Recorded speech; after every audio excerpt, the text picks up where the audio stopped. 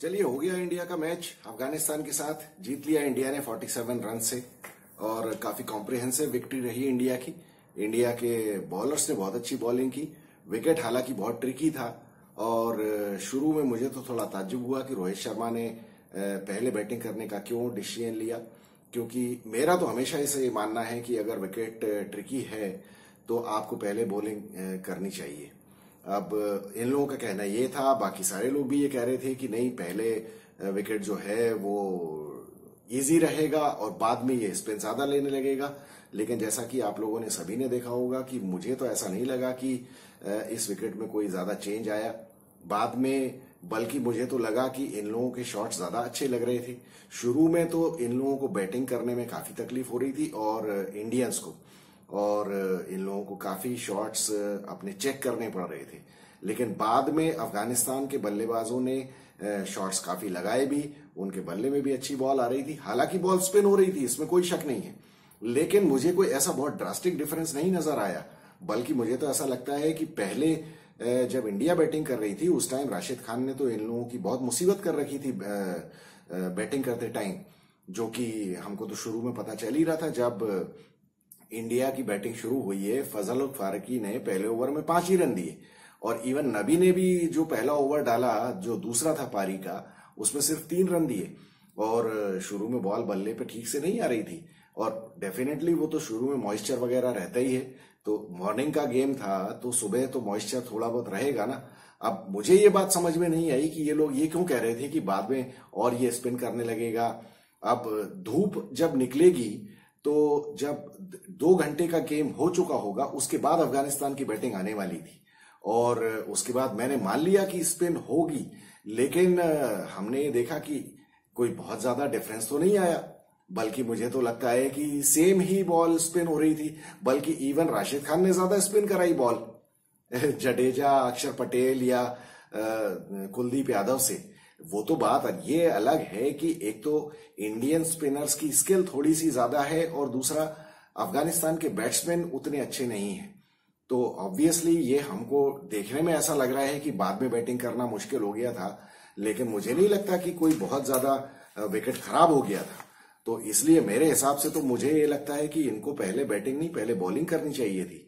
खैर ठीक है, अभी अफगानिस्तान के सामने तो कोई बहुत ज्यादा फर्क नहीं पड़ा, लेकिन अगर यही टीम ऑस्ट्रेलिया की हो या न्यूजीलैंड की हो तो आपको बहुत तकलीफ हो सकती है। और आज का मैच देखने के बाद मुझे तो ये लगा कि ये कैसे अफगानिस्तान की इस टीम ने न्यूजीलैंड को कैसे 75 रन पे ऑल आउट कर दिया। और आई एम श्योर कि इस विकेट के ऊपर अगर इंडिया का न्यूजीलैंड से मैच हो जाए तो वो मैच फंस जाएगा न्यूजीलैंड फंसा देगी। अब लेकिन ये है, किस्मत की बात है। अब कभी कभी किसी टूर्नामेंट में ऐसा हो जाता है, न्यूजीलैंड को काफी अखर रहा होगा। खैर ठीक है, अब वो तो जो हो गया सो हो गया। लेकिन आज देखिए, आकाश चोपड़ा की भविष्यवाणी सही हो गई।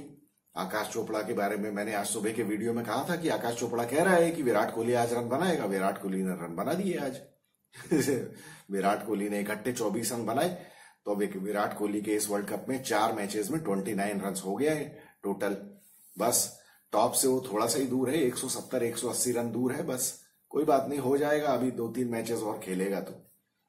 अब बताइए आप, आज मैंने माइकल वॉन ने एक इंटरव्यू दिया। माइकल वॉन के इंटरव्यू में मैंने सुना, माइकल वॉन कह रहा है कि विराट कोहली को थोड़ा ये सोचना चाहिए कि भैया he should come out of the IPL mindset.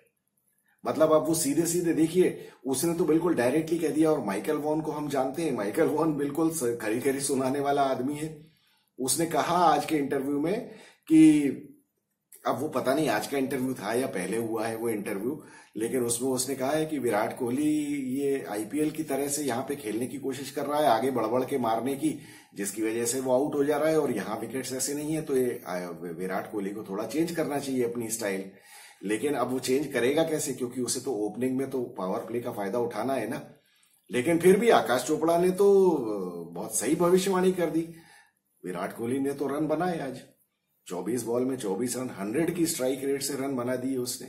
वो बात अलग है कि ये बात कोई भी नहीं कहेगा कि उसी की वजह से रोहित शर्मा आउट हुआ, क्योंकि अब रोहित शर्मा के सामने अगर यशस्वी जायसवाल हो तो वो फिर रोहित शर्मा के ऊपर उतना प्रेशर नहीं आने देगा कि रोहित शर्मा को वैसा शॉट मारना पड़े जो उसने फजल फारूकी की बॉल पे मारा और जिसकी वजह से रोहित शर्मा आउट हुआ।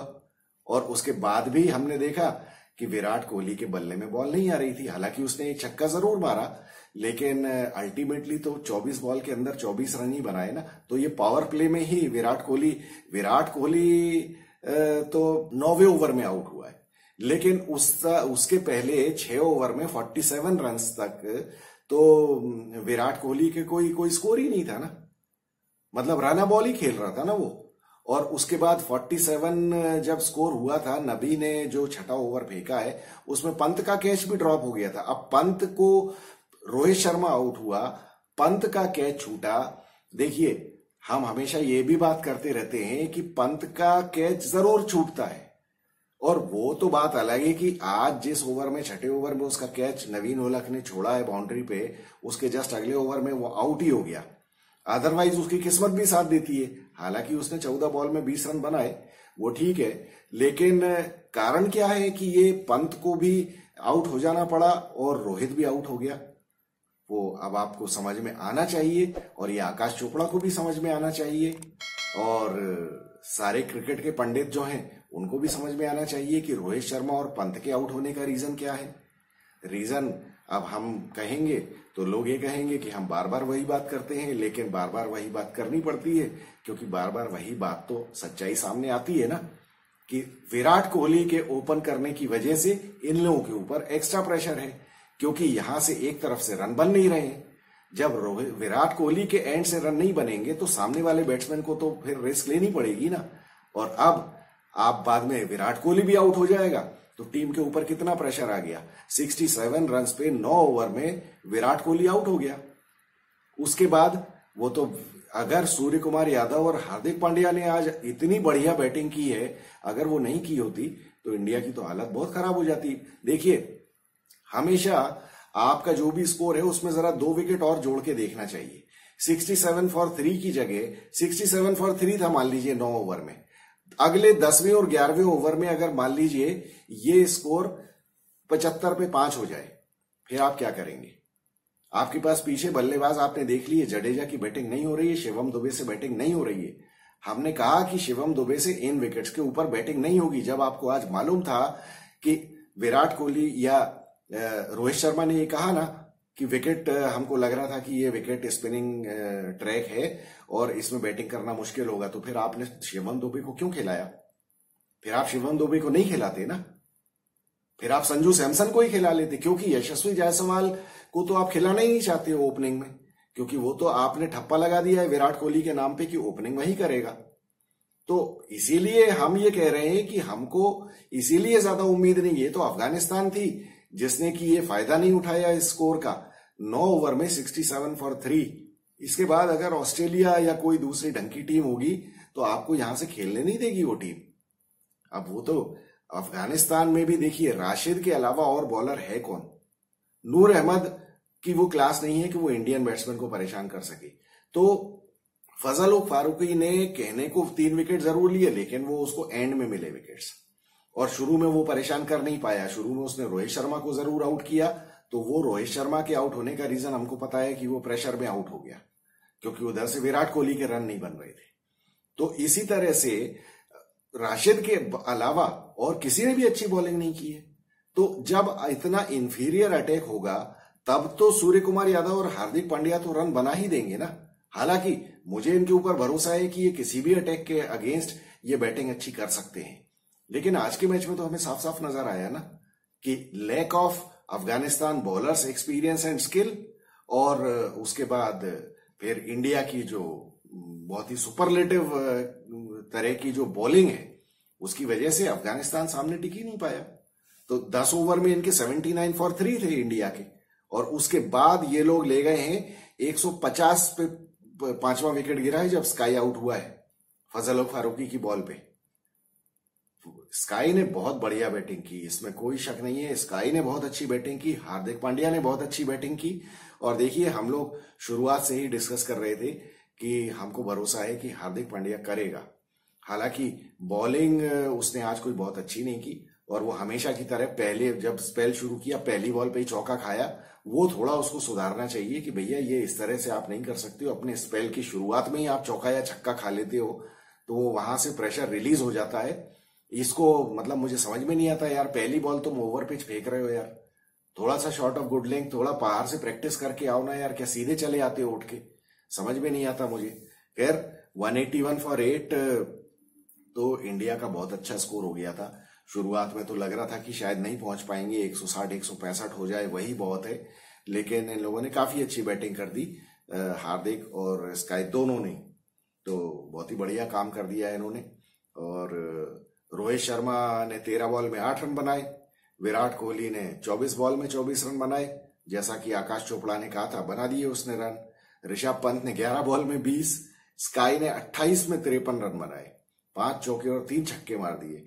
शिवम दुबे से देखिए 10 रन बनाए 7 बॉल में, 1 छक्का जरूर मारा उसने। हार्दिक पांड्या ने 24 बॉल में 32 रन बनाए।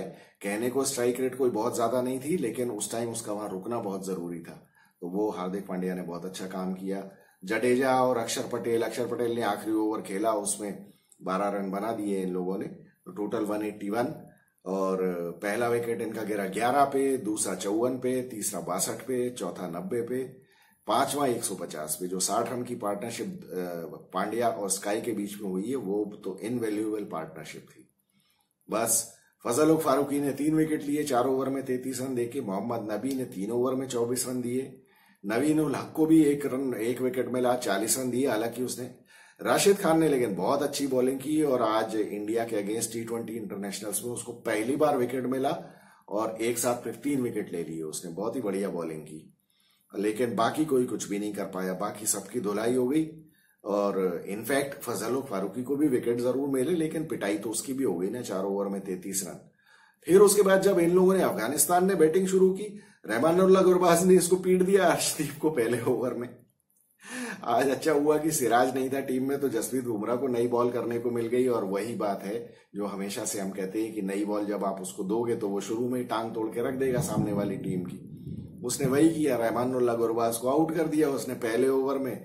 फिर दूसरे ओवर में आके उसने जजाई को आउट कर दिया, तो इनकी तो वही कमर टूट गई। फिर बुमराह के सामने हालत खराब हो गई इनकी। फिर क्या कोई कुछ भी नहीं कर पाया।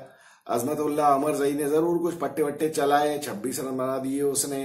नजीबुल्लाह जादरान ने कुछ 19 रन बनाए, लेकिन कुछ हो नहीं पाया। पहला विकेट इनका 13 पे गिर गया, फिर दूसरा इनका 23 पे गिर गया, तीसरा भी 33 पे गिर गया, फिर उसके बाद चौथा 67 पे गिरा, पांचवा 71 पे, छठा 102 पे, सातवां 114 में 17वें ओवर में। फिर तो कुछ होने वाला नहीं था ना, फिर तो इन लोगों ने कस के रख दिया था। अक्षर पटेल ने बहुत अच्छी बॉलिंग की। अक्षर पटेल ने इब्राहिम जादरान को उसके पहले भी उसने एक मेडन ओवर, पहला ओवर उसने मेडन फेंका अपना और उसमें इब्राहिम जादरान को आउट कर दिया और बहुत ही बढ़िया बॉलिंग की। अक्षर के साथ सबसे बड़ा एडवांटेज ये पावर प्ले में बॉलिंग करता है और अपनी हाइट का एडवांटेज उठाता है, तो बहुत ही बढ़िया अक्षर ने बॉलिंग की। अक्षर तो किसी भी हालत में टीम से बाहर होता नहीं है, लेकिन जडेजा को आज 1 विकेट जरूर मिला है, लेकिन बॉलिंग कुछ बहुत ज्यादा अच्छी नहीं किया। जडेजा की बॉलिंग अच्छी नहीं हो रही है। वो तो अगर उतनी एक्स्ट्राऑर्डिनरी अगर उसकी फील्डिंग स्किल्स ना होना तो जडेजा का बिल्कुल बाहर होने का नंबर है और इसको विकेट लेने पड़ेंगे, अदरवाइज फिर इंडिया को देखना पड़ेगा। और अभी इंडिया को तो ये देखना है भैया कि ये रोहित और विराट कैसे रन बनाएंगे, और विराट से रन बनेंगे नहीं, ये बात तो मैं फिर से कहूंगा कि ओपनिंग आप करवाओगे तो विराट से रन बनेंगे नहीं, और विराट से रन नहीं बनेंगे तो सामने वाले बैट्समैन भी आउट हो जाएंगे उसके प्रेशर में, और विराट की वो आदत नहीं है। जिस तरह से अब रहमानुल्लाह गुरबाज ने आगे बढ़ बढ़ के छक्के चौके मारे जो शुरू में, तो वो विराट कोहली थोड़ी कर सकता है यार, और विराट कोहली करेगा तो it is too big a risk for him to get out, तो वो हम रिस्क ले नहीं सकते विराट कोहली जैसे बैट्समैन के लिए। मैं इसीलिए कहता हूं कि विराट कोहली कोई टुल्ला नहीं है। विराट कोहली में और गुरबाज में बहुत जमीन आसमान का फर्क है, लेकिन गुरबाज जिस तरह से बैटिंग कर सकता है उस तरह से विराट कोहली नहीं कर सकता है। ये बात जितनी जल्दी टीम मैनेजमेंट समझ जाए उतना अच्छा है, लेकिन मुझे नहीं लगता कि अब ये समझेंगे, क्योंकि ये समझने के लिए तैयार ही नहीं है। क्योंकि उधर माइकल वॉन जब ये कह रहा था कि विराट कोहली को अपना जो स्टाइल ऑफ प्ले है वो थोड़ा चेंज करना चाहिए, तो वहीं जहीर खान कह रहा था नहीं नहीं ये कोई बड़ी बात नहीं है और Virat Kohli is a champion batsman और विराट कोहली एडजस्ट कर लेंगे।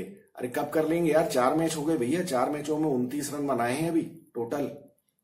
तो मतलब बात ये है कि ये देखिए, अगर आप एनालिसिस ऐसे लोगों से सुनेंगे ना, पुराने क्रिकेट प्लेयर से या इंडियन क्रिकेट प्लेयर से, तो आपको सच्चाई कभी भी सुनाई नहीं देगी।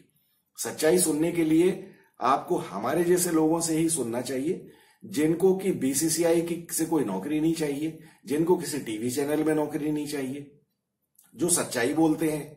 लेकिन अफसोस की बात ये, हाँ, और दूसरी एक चीज और है कि हमें फालतू के सब्सक्राइबर भी नहीं चाहिए क्योंकि जब हम सच्चाई बोलेंगे तो विराट कोहली के फैंस को तो बिल्कुल पसंद आएगी नहीं बात, और बाकी लोग जो हैं वो घुमा फिरा के यही बात करते हैं, अरे विराट कोहली की क्लास क्या है, Virat Kohli still the world number 1 batsman. अरे काय का नंबर 1 बैट्समैन यार, नंबर 1 बैट्समैन है तो वर्ल्ड कप चल रहा है भैया, कब बनाओगे रन? लेकिन नहीं, वो होगा नहीं। और आकाश चोपड़ा को खुश होना चाहिए। अब आकाश चोपड़ा ने भी 10 टेस्ट मैच खेले हैं यार, तो अब हम क्या बहस कर सकते हैं। 10 टेस्ट मैच खेले उसने, 4-5 मिलियन उसके फॉलोअर्स हैं, तो अब उसने तो बोला था कि विराट कोहली रन बनाएगा, तो विराट कोहली ने रन बना दिए। अब देखते हैं अगले मैच में क्या करता है विराट कोहली और करवाओ ओपनिंग। उधर वो बेचारे यशस्वी जायसवाल, मुझे तो लगता है वो रेजिग्नेशन का लेटर ही ना लिख दे कि भैया मुझे लेके क्यों आए हो यार, फिर मैं घर ही चला जाता हूं, वहीं जाके प्रैक्टिस करूं, या क्या फायदा है आने का। और मतलब ऐसे ही देख के खून जलाना है तो जलाते रहो। अगर आज के मैच में यशस्वी जायसवाल ओपन कर रहा होता तो रोहित शर्मा आउट नहीं होता, और रोहित शर्मा आउट नहीं होता तो इंडिया का स्कोर कुछ और हो सकता था। लेकिन विराट कोहली से ओपन जब आप करवाओगे, विराट कोहली से ओपनिंग में रन बनेंगे नहीं और रोहित शर्मा आउट हो जाएगा इसी प्रेशर में। तो इतनी बड़ी रिस्क हम लेने के लिए तैयार हैं, तो फिर इसीलिए मैं कहता हूं कि फिर मैं तो क्रिकेट ही एंजॉय कर रहा हूं, क्योंकि मुझे उम्मीद ज्यादा है नहीं। तो अब आप लोग बताइए कि क्या आप लोगों को क्या लगता है कि आकाश चोपड़ा की भविष्यवाणी सही थी और आगे भी ऐसी रहेगी आकाश चोपड़ा की भविष्यवाणी, या माइकल वॉन सही कह रहा था, या हम सही कह रहे हैं, या आज क्या हो सकता था। खैर चलिए छोड़िए ये सब बात, बेकार की बातें। आपको अगर ये एनालिसिस पसंद आई हो तो वीडियो को लाइक, शेयर और सब्सक्राइब करिए। अब कल सुबह एक मैच है ऑस्ट्रेलिया और बांग्लादेश का, इसी पूल में से। वो उस मैच में तो मुझे लगता है ऑस्ट्रेलिया भूसा भर देगी बांग्लादेश को। बांग्लादेश की बहुत बुरी खाल खींचने वाली है कल, ऑस्ट्रेलिया छोड़ने वाली नहीं है। अब मेरे ख्याल से ऑस्ट्रेलिया के साथ बांग्लादेश का मैच भी बहुत दिनों के बाद हो रहा है, तो अभी जरा मजा आएगा बांग्लादेश को विकेट कैसा भी रहने दो, मैच बहुत मजेदार होगा। अब देखना यह है कि अब बहुत सुबह सुबह मैच है, देखिए नींद भी खुलती है कि नहीं। तो मिलेंगे कल के मैच के बाद। आप लोग अपने कमेंट्स भेजिए, आपको क्या लगता है कि आज के मैच में कुछ और इंडिया कर सकती थी, या ऑस्ट्रेलिया और बांग्लादेश के बीच के मैच में क्या होगा। मिलेंगे हम लोग मैच के बाद। I am Vikas Saxena, the biased analyst. Thank you so much.